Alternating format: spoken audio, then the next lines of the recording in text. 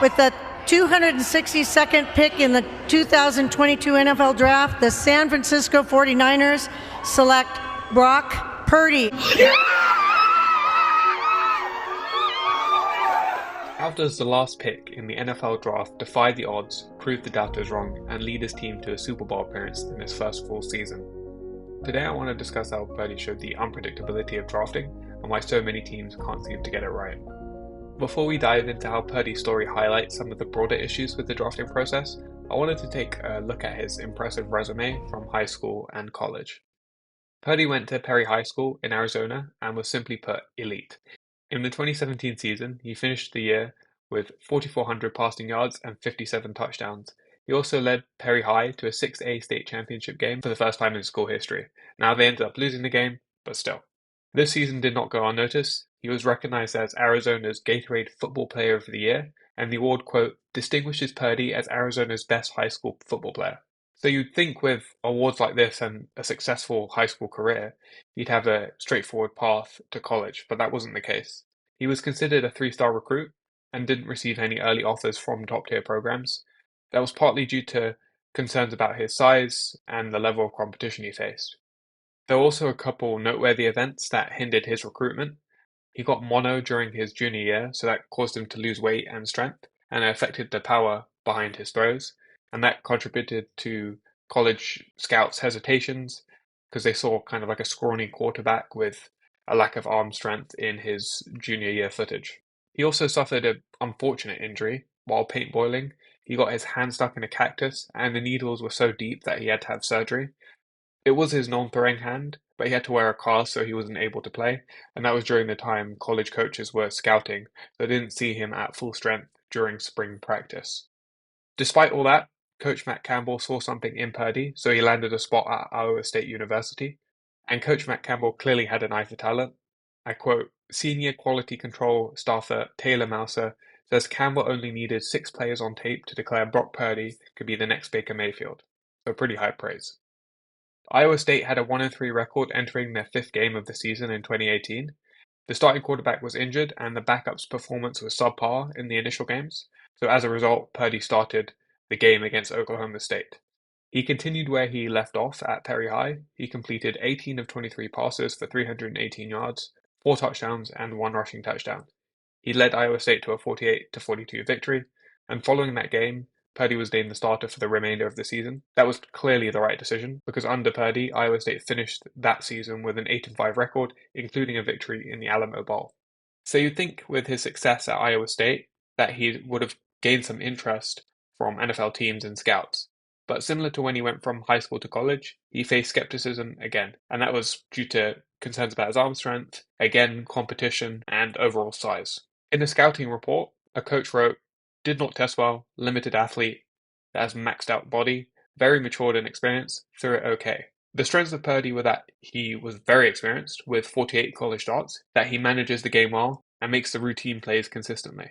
He was creative as the play extends and, quote, works through his progressions very well. The weakness, sort of, not a very good athlete, limited arm, both in strength and throw repertoire. He ended up falling to the final pick in the NFL draft, and as the final pick, there was little to no expectations, but he was about to prove everybody wrong, just like he'd been doing his whole career. So Purdy's story reveals a lot of problems with how teams draft. A seminal paper in 2005 titled The Loser's Curse showed that teams frequently overestimate their abilities to delineate between stars and flops, which leads to place a higher value on top picks versus lower round picks. However, the likelihood that a player chosen will outperform the next player picked in the same position, for example QB1 and QB2, is barely better than a coin toss. We know there's a degree of uncertainty how a player is going to transition from college to the NFL, and there is no way to circumvent this inherent unpredictability. And given the success of any one player is very uncertain, as the paper showed, it's a coin flip, teams are always better off trading down. That is trading one high pick for multiple lower picks. The problem is most teams are overconfident in their evaluation of one particular player and do the exact opposite. Package lower picks for the right to take one player very high, or they use their high picks on boom or bust players, rather than trading that high pick for multiple lower picks. It's as simple as following the principle of risk diversification. You don't know the likelihood of a specific pick hitting, so you're better off acquiring multiple picks to spread the risk out as much as possible. Most front offices are aware of this data, So why do so many continue to make mistakes in the draft? It's because of the underlying biases that hinder front offices from doing their job correctly. The draft is an absolute petri dish for every cognitive bias underneath the sun, Steve Guerra, a former Chargers exec, said. And these biases cloud judgment, causing many teams to miss out. They leave gems like Brock Purdy overlooked until the very end. And while Purdy had clear talent, of course there was no guarantee he was actually going to pan out. And how he got his start was partly luck. He was a third string quarterback. He was a backup to a backup. But it makes one thing clear. No one player is a sure thing, so throw as many darts at the board each year to increase the likelihood of finding another Purdy. So one really strong bias is the overconfidence effect, and it means people feel more sure about their decisions than they actually should. And that effect is even stronger for experts like scouts or decision makers, because the more information they have, the more confident they feel.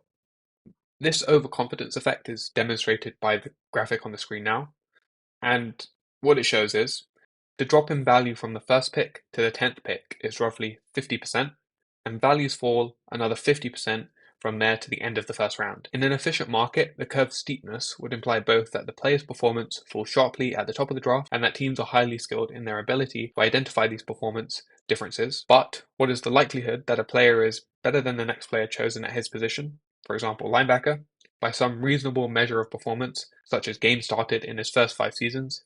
The answer is 52%. This suggests a discrepancy between a team's perceived and actual ability to discriminate between prospective players. So what they're saying is teams overvalue higher picks when in fact the inverse is true. Multiple low picks are more valuable simply because it's impossible to know if a given player is actually going to pan out. There are a couple more noteworthy cognitive traps that decision makers often fall into. Firstly, they develop the false consensus effect, believing their insights, such as a player's lack of skill, are widely shared. This results in the winner's curse, which is when somebody gets something that is worth less than what they actually paid for. And because teams assume other teams hold the same beliefs, i.e., the false consensus effect, they end up overpaying for players to ensure they get them. And that strategy can lead to drafting players higher than their perceived value, which is a big mistake because the success of a draft depends on using all your picks well without focusing too much on one player. The thing is, it's not that hard to avoid these biases once you're aware of them. So the problem then, I think, is a matter of self-interest. General managers and all those involved in the drafting process care most about remaining employed, and conventional wisdom says high picks are more valuable, or the most valuable, even though that's not really true. I think Brady and Mahomes have skewed the mentality. Every franchise wants a transcendent player like these two, but that's not going to happen. You're going to get people like this once a decade if you're lucky. And the thing is, you can win a Super Bowl without Mahomes or Brady. Obviously, they're dynasties, and you're not going to get a dynasty most likely without a player like that. But most teams aren't trying to build a dynasty anyway. They're just trying to stay relevant. And to the point of high picks versus multiple lower picks and winning now versus building a sustainable franchise, the 49ers trade for Trey Lance was a complete dud. And they struck gold with Purdy. But the 49ers are where they are because they've drafted well. They have got an absolutely stacked team, and they were patient. That didn't happen overnight. George Kittle, Deebo Samuels, Ayuk, their defense, those weren't all top 10 picks. Now, of course, they haven't won a Super Bowl, but unfortunately, both times they got there, they had to face Mahomes. Purdy's been great for the 49ers up to this point, but obviously he's not Mahomes or Brady, and he doesn't need to be. The point is, patience when drafting is essential. That isn't really something fans or ownership want to hear or do. Another really important finding from this paper is that teams generated 174% return on trades by foregoing a pick this year for a pick next year. So why don't they? I would posit it is this win now mentality. People are too impatient to wait 5+ years to build a winning team, and so are GMs. They have to remain employed. And if all the external pressure is saying, we got to win now, or at least appear like we're trying to win now, then they're forced to act more short term to ensure they keep their jobs. If I offered you $100 this year or $274 next year, i.e. a 174% return, you'd probably take the latter. But if you offer a team a third round pick this year versus a second round pick next year, the answer wouldn't be as straightforward. The problem for everyone in sports is that nobody wants to admit how random and arbitrary it is, former NFL exec Bill Polian said in a recent Athletic article. The belief that there is this one player that's going to be the difference maker and change your franchise is a coin flip chance of coming true, but GMs act as if it's almost a certainty. I also just want to throw it in there that not every team operates like this, and the better organizations can be separated in part by how they draft. So the Ravens are considered a top organization as well as drafter, and their GM has made their strategy clear. He said, we've probably had the most picks over that span. And also said there was a really seminal paper written in 2005.